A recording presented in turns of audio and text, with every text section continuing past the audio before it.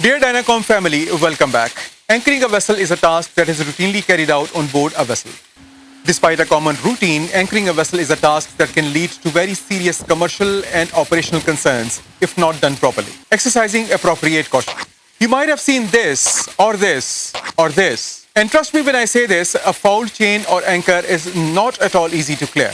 And in many cases, your best bet would be to seek the external help. In today's video, we will talk about all the actions we can take to minimize such risks. As usual, there has to be a task-specific risk assessment before the anchoring is performed. During an anchoring procedure, the master will be on the bridge with the bridge team and the chief officer will be forward with the anchor party. The first thing a master needs to take into account is the anchorage area. This will either be designated by a third party, that is port control or the VDS, or he will be asked to look one for himself. In either case, he has to consider the weather he will be expected to meet while approaching the anchorage area and during the vessel's stay. This includes the wind, sea, swell, and currents. All of these four phenomena play a key role in vessel's movements, especially when the vessel is at lower speeds or at anchor. When the vessel is in ballast, the wind and the sea will affect a vessel more, and when she is loaded, the surface currents will be the most affecting factor. Nevertheless, all of them will affect the vessel in one way or another. Combine this with the propeller's thrust effect and the vessel may or may not swing as predicted. Considering all these factors, the master has to assess how her vessel will swing at the final stages of arriving at the anchor position. As a general rule, anchoring can be considered safe when the wind speed is below 25 knots and not expecting any deterioration of environmental conditions. Sea state is 5, wave height is 2.5 meters or less. Current is less than 3 knots, vessel's rolling does not exceed 5 degrees and vessel's yaw is less than 30 degrees. While a rolling of 2 to 3 degrees when the vessel is anchoring is ideal, the 5-degree limit is the absolute maximum at which an anchor can be dropped, and this limit should not be exceeded. And the swing of the bow is not heavy or intense. A heavy bow swing can result in the increase of hydraulic motor pressure, and a failure of relief valve opening can lead to the breakage of the hydraulic motors. These limits are the maximum ones. Above these limits, anchoring must be avoided. These limits should never be overestimated or exceeded. During the preparation of the anchoring operation, and in particular during the preparations of a relevant risk assessment, the possibility of environmental conditions, deterioration, and the actions to be taken in such an event must be thoroughly evaluated. The master and the bridge team also needs to decide their anchorage position in advance in an anchorage area, if not specifically given by the port control. In case it's not given by the port control, it's a good idea to keep a backup position in mind, and hence a backup plan in case another vessel arrives and anchors theirs first. It's particularly true in case of Fujairah, where 2-3 vessels are scouting for the same anchorage position. Prior approaching the anchorage area, we have to identify a suitable anchorage position. If we can't identify a suitable anchorage position, we have to abort the anchoring and proceed for drifting at a safe area, advising the company accordingly. It is a good idea to consult pilot books, guide to port entry, company's port information letters, the terminal booklet, and FOPS 46 forms. In selecting the anchoring area, we have to give due regard to a few important things. First of all is the nature of the seabed, submarine cables, pipelines, foul areas or obstructions, isolated dangers, contents of cautionary notes, prohibited or restricted anchoring area, and most importantly, the sea room available for a vessel to swing. A vessel will swing under the influence of tides, currents, winds, etc., and she needs to swing clear of underwater obstructions or other vessels. As a general rule, we should aim for a minimum of 5 cables sea room in all directions. Anything more than that will be a bonus. However, there are some anchorage areas in the world where this is not possible. Example is Singapore. Mostly the maximum sea room that you may get over there is 3 cables at the max. As the sea room is less, all the vessels may not swing in the same direction at the same time. This means that a vessel can swing very close to the other vessels at the same anchorage area. Hence, the engine should always be kept at the short notice and must be always ready for use. Here it's important to clarify the responsibilities of every rank involved in anchoring procedure. The master and bridge team are responsible for completing a task-specific risk assessment with clear reference to the depth of the water, windlass capability, prevailing conditions, and dangers in the area, as well as the condition of the equipment, watch levels, and the status of the engine. The chief officer is responsible for supervising all necessary procedures before, during, and after anchoring, and keeping the bridge informed in real time about all the relevant actions. The bosun is responsible for operating the windlass, while the chief engineer is responsible for investigating any defects, loss of performance, or unusual symptoms noted in the deck machinery and rectifying all the defects. The anchor party should always be comprised of officer in charge, a bosun, and 2 deckhands, that is AST or NWR, to support as required. They should use proper PPE and maintain constant communication with the bridge. Along with all of this, we need to decide a method of approach towards the anchorage area. The best approach recommended is to heave to.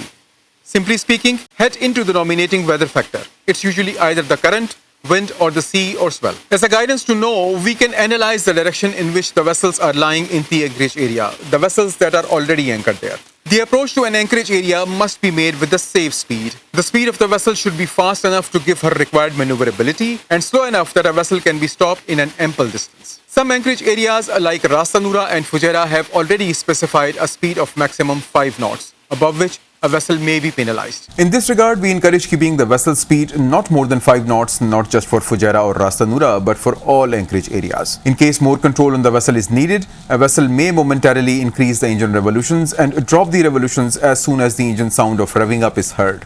This is the best way an anchorage area can be approached. And of course, we need to give due regard to a vessel's condition as well, whether loaded or ballast. A vessel in ballast will pick up the speed quickly and slow down quickly, while a vessel in loaded condition will be slow to pick up the speed and will slow down taking her time. It's at this point the vessel's maneuvering characteristics are very important to understand. I would suggest to go through them often and read and understand them and compare them with your personal experience of the ship's behavior. It's very important to monitor the vessel's approach. While the duty officer will be plotting the vessel's position on the ACTIS, I find it very useful to identify a landmark and mark the range and bearing from that landmark to the intended anchoring position, and keep it marked on the radar until the anchoring is done. Next, it's important to decide how much cable has to be paid at the anchorage. There are 3 methods that can be used to determine this. First method is a number of shekels is equal to 1.5 to the square root of depth of water in meters. That means if the depth of water is 16 meters, then by using this formula, we get 6 shekels. As per standard P&I Club recommendation, the length of the chain to be deployed is 6 to 10 times the depth of the water. In our view, 6 times of depth is a good achievable value. Another method is 3 to 6 times depth of the water at the anchor position and not less than 4 shekels, which is determined by and dependent upon the depth of the water and the seabed. When using this formula, the number of shekels required exceeds the number of the shekels available. The master must lower the chain length by 3 times the water depth in meters. For example, let's say the depth of the water is 90 meters. Then 3 into 90 divided by 27.5 is approximately 10 shekels. Depending upon the prevailing conditions and at his discretion, the master may use more cable length whenever he considers it necessary. If this is not possible, the chain must be checked at short stay and wear as the ship swings. For deep water, that is depth more than 80 meters, utilize the maximum scope as safely as practicable. In all cases and based on the prevailing conditions, the master shall not hesitate to use more chain. When a vessel is closing on the intended anchoring position, the speed of the vessel must be gradually slowed down. It is common for most masters to use the 1:3 formula to give them the safe maneuvering speed when distance to the anchorage point is up to 2.5 miles. That means at 1 mile from the anchorage point, the speed of the vessel should not be more than 3 knots. However, this is not a rule, and a master must decide his vessel speed taking into account the prevailing circumstances and weather conditions. Upon entering the anchorage area or when close to the anchoring position, the master must walk out the anchor out of the hawse-pipe and hang it above the water. This is to ensure that the anchor is not stuck or fouled in the hawse-pipe, and to visually inspect the anchor to ensure its swivel, shekel, its pin, and the anchor itself are in satisfactory shape to deploy. In shallow waters, you must keep the anchor in this position after inspection. In deep waters, you may lower the anchor to about half to 1 shekel above the seabed, depending upon the depth around the intended anchoring position. Once the vessel reaches the intended anchor position, her all way must be taken off. Her speed should be 0, and ideally she should be stationary. Lower the anchor. This is the primary method of anchoring. Walk the anchor and the cable out under the power. Chain drum at this point must be engaged with the windlass gear until it touches the seabed. When the anchor touches bottom, the chief officer or officer in charge of the forward station must report to the bridge. Lowering of the anchor at this point must be stopped. The master must order the vessel to move aft, that is astern. Then disengage the gear to avoid potential damages to the windlass motor due to overspeed, and deploy the complete length of the cable required on the seabed by windlass brake slowly and with extra caution, taking the advantage of the aft movement of the vessel to avoid any fouling. When for any reason this procedure is not practical and or safe to be followed, the master must inform accordingly the operations department, and after obtaining relevant agreement, he can lower the required length of the anchor chain with the use of windlass motor, that is, without disengaging the gear. The anchor to be lowered must be as practicable as possible at the windward side. The vessel must continue to move aft using the engines if necessary until the required length of the cable chain is deployed on the seabed. At this time, the chain holds the ship and not the anchor with the chain. Most masters initially deploy approximately 1 shekel more than the depth just to ensure a good dig in of anchor flukes and then pay the rest of the chain, while the other masters keep on moving off and keep paying until the full length is deployed. Both of these methods are fine and you may deploy as you see fit. The ship will swing as needed, heading into the weather. Wait until the ship has come to a complete stop and after that, secure the anchor.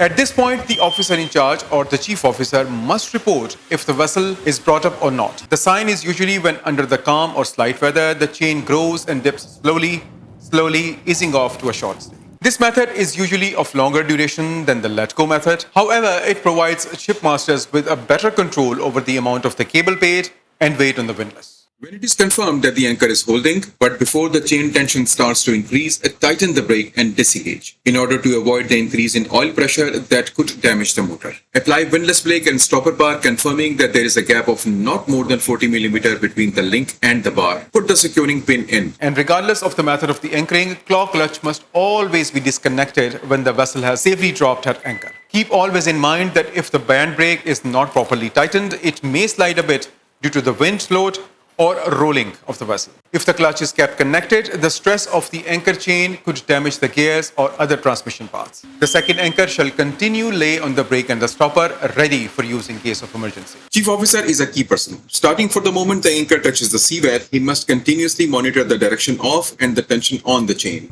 and ask from the master to assist him with the engine whenever it is required. Also, he must immediately tighten the brake and disengage the windlass in order to protect the gear, especially when the tension is increasing on the chain due to the vessel's swinging. Place a marker on the anchor cable that should be visible from the bridge. Raise the anchor ball, switch on the anchor lights. Secure the anchor. The most suitable method is for the cable to be secured on the brake with the chain stopper. A chain stopper is usually fitted between the windlass and the hawsepipe in order to relieve the windlass of the pull of the anchor cable when the ship is at anchor. And it is designed to take the dynamic forces imposed on the windlass while at anchor. A chain stopper, if fitted, is designed to be capable of withstanding a force equal to 80% of the chain cable's braking load. Display appropriate navigational signals. Plot a position when the anchor has touched the bottom, just when it touches the bottom. Record ship's heading. In this case, visual position plotting takes precedence, but the visual position indicates the position of the navigation bridge. Therefore, it must be corrected to reflect the position of the anchor. Transfer the position of the vector of the recorded heading. That means you have to transfer the position from the bridge to the bow. That should be equal to the distance from the navigational bridge to the anchor hawsepipe. The corrected position is the position where the anchor lays on the seabed. Draw a swing and a drag circle on the chart. The radius of the swing circle is equal to length of the chain out of the hawsepipe plus the distance of the hawsepipe to the ship's stern and plus safety margin. This is your swinging circle. The swinging circle must be clear of the anchored ships, shallows, buoys, and all kinds of obstructions. Radius of a drag circle is equal to length of the chain out of the hawsepipe plus distance of hawsepipe to the navigation bridge. Any position plotted out of this circle means that the anchor is dragging. The position of the anchor could be at an appreciable distance from the indicated plot at the bridge. The maximum distance between the anchor and the stern must be calculated and used as a radius to encircle the anchor position to establish that the ship has adequate clearance to swing about at the anchor. And as appropriate, of course, you have to advise the port control as well. And finally, you have to update the AIS status. This, in theory, should conclude the anchoring a vessel. Just as a recap, here are the steps that you have to take in order to anchor a vessel. Start the required number of hydraulic pumps. Connect claw clutch of the cable lifter. Select low speed range. Disengage the chain stopper. Release the brake of the cable lifter. And finally, walk back the anchor as per the instructions from the master. One common query from the masters is which anchor is to be used. The simple answer is, except for the ports like Singapore, where most of the pilots are preferred to use mostly the port anchor, or when in an MBM mooring, the most of the pilots used to like the starboard anchor to be deployed, it doesn't really matter which anchor is used. We suggest to use each anchor on a turn-by-turn basis so that both the anchors stay tried and tested for any upcoming need. Next important question is the depth up to which a vessel vessel may anchor. Most windlasses are designed to lift 2 to 3 shekels plus the anchor. Therefore, under normal circumstances, anchoring must be performed not more than 80 to 82.5 meters in depth. When anchoring in deep water anchorages, that is when the depth is more than 80 meters, the depth does not allow for the adequate number of shekels to be deployed, resulting in the reduction of the holding power of the anchor. Anchoring in deep water should be avoided if the following conditions are forecast: if there is strong wind or strong current, if there is high density anchorage or anchorage with a restricted area, if there is indistinct depth of the water or the sea bottom nature. However, in some trading areas in the worldwide trade of the large tankers, it is not possible to avoid deep water anchoring. If the depth at the anchorage exceeds 80 meters and up to 100 meters, the condition of the windlasses must be carefully checked prior to the anchoring operation, and also the good working condition of the hydraulic power pack, following manufacturer's instructions, including the offload and the full load oil pressures of each pump, separately and in combination. If the water depth at the anchorage is between 100 and 120 meters, in addition to these checks, confirmation from the operations department is required. If the depth at the anchorage area is 120 meters, then practically a vessel in loaded condition will have to lower approximately 8 to 10 meters extra chain in addition to water depth, and same vessel may have to lower approximately 20 meters more chain in addition to the water depth when she is in ballast. In this regard, do not forget to consult the maker's manual to find out if there is any reference given to the vessel's maximum chain height or sea depth. And always inform operations department if sea depth is more than 120 meters and discuss with them the vessel's specific scenario. I highly suggest and recommend you to read the navigation procedure manual to find out all the requirements of obtaining permission from the operations department. The maximum allowable water depth value for the anchoring per vessel series and the size is as follows: Panamax is 100 meters, Aframax and Swissmax, and VLCC is 120 meters. In this regard, always consult the maker's manual of windlass to find out the maximum depth up to which a vessel can anchor.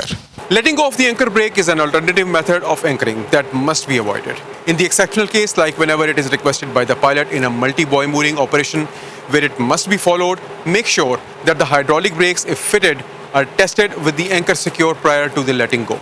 Communication with all the parties and full situational awareness is established. Walk out the anchor until the anchor touches the seabed. Hold the cable on the brake, take the windlass out of gear, and when in position, drop the anchor by releasing the brake. Too high speed is absolutely to be avoided. Control the speed of the cable by the brake, keeping in mind that if the cable is paid out too fast, it can result in the anchor and cable piling up on top of each other, and it can lead to a poor holding. If the brake is weak or it fails, there is the risk that the cable can run out of the bitter end with the consequent damage.